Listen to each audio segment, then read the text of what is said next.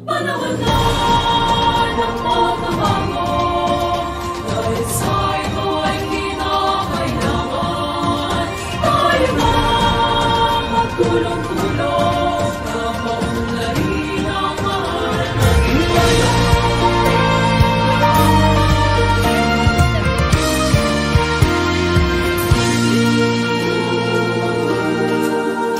Panahon na ng pagbabago, dahil sa ito ay kinakailangan tayo na magtulong-tulong na paunlarin ang mahal nating bayan.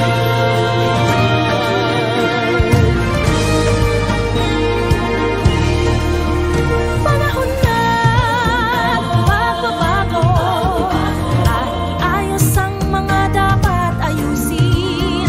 Dapat lang maging tungkulin ng bawat mamamayan dito sa atin. Ng pagbabago patungo sa pag-asenso, magsikap ng mabuti at nang guminhawa tayo. Bagong malaki natin sa mundo at ipamalas ang bagong Pilipino at bagong Pilipinas.